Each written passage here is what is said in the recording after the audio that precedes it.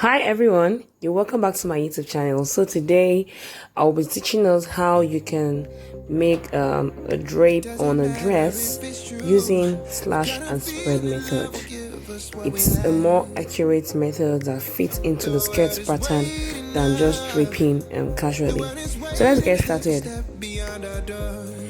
Okay, so I have already sewn my dress to a certain level. So what you should do is, before joining the bodies to the skirt pattern, you want to you'd have created a square pattern for your skirt. Okay, so this is my square pattern for the skirts I already sewn. This is the lining, or if you like, you can just use the lining. Probably if you forgot to do that, you can fold your lining and then cut the pattern on the paper. So after you've done that, you want to mark the 2 points where the slash or the draping will start and terminate from. Okay, so this is my skirt pattern, like I said, and I just cut it up to the knee length. Meanwhile, the drapes will not even get to that level. So this is my skirt pattern, and I've already sewn in the darts. Okay, so make sure you have sewn the dart before drafting out the pattern. All right, so on one side of the skirt, you're going to mark where you want the drape to terminate. Meanwhile, I'm taking into consideration the length of my bodice. I've taken it out. So from my shoulder to knee, that's about 38 inches. Then on this other side, what I'm doing is I'm taking out the length of my bodice too, and I want the drape to stop around my hip depth. Okay, so you can see the 2 points I marked. Now I'm going to connect that with a ruler and just draw out. So what most people do generally, they just fix the fabric on one side, just drape it casually, but that way it doesn't fit into the skirt pattern. So now I'm going to be drawing slash lines like so. And then for the slash lines, what I've done is I measured. Okay, now from here to here, that's on this side of the skirts, I have half inch. On the other side I have 1 inch. That's because the length on this side is about 8 inches. Let me just show us. Yeah, this is about 8 inches, and on this other side is 16 inches. So that's like ratio 1 to 2. So the spacing I used on this side is 1 inch, on this other side is half inch. I hope that made sense. Then I drew my slash lines. Okay, so I'm just going to cut out like that. So if you don't want the pleats or the drapes to be much, I'm cutting off that excess part. Yeah, if you don't want the pleats or drapes to be much, you can increase the spacing of the slash lines. So I'm just going to cut through and place it on my fabric. Now this is the fabric I'm using. You can see my slash lines. So I've just spread it out like this. Now you might be wondering why we have to go through this dress. If you do it like this, the drape will sit perfectly on the skirt. You can give it a trial. Give it a trial. So I'm going to extend the length of the fabric like so. Make sure from the end you have the same length. Then you use a ruler or just draw a curve round. Okay, then I will just cut it out. Sorry for that.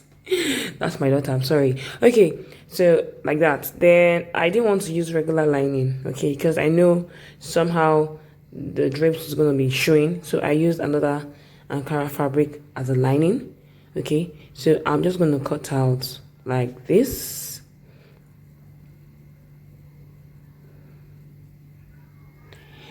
Now, I said it before that this is a perfect method than just, folding the fabric and just creating a plate. There's no how, there won't be any balance. So this is the fabric, and I use another Ankara as my lining. You can see.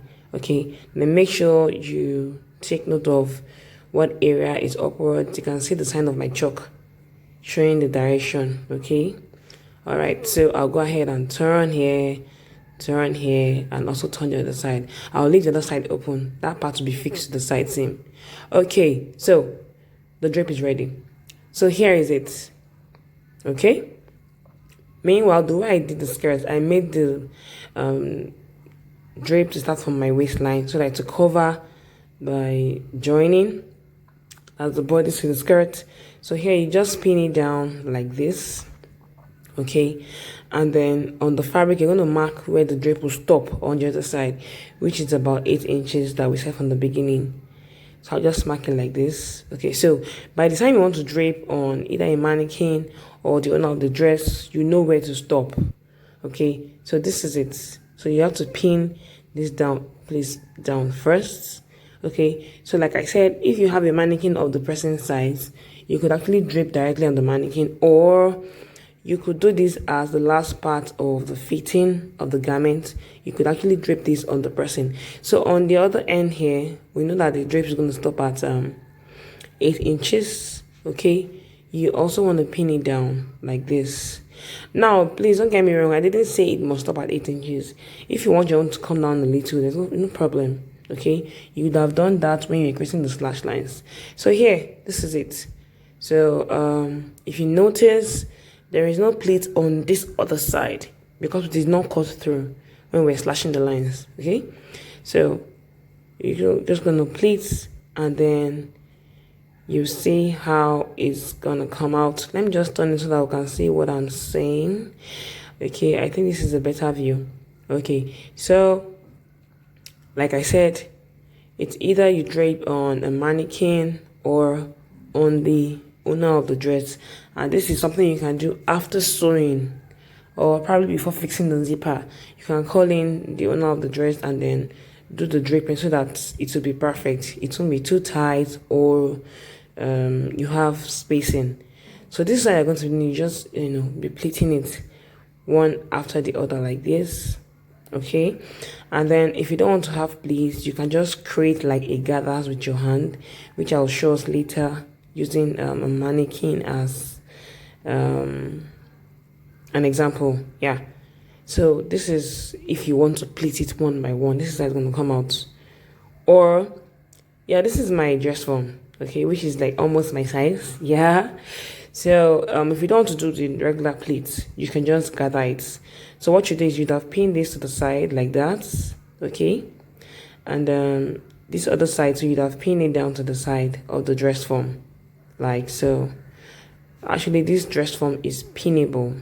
Okay, then you go ahead. I've already pinned the waistline first.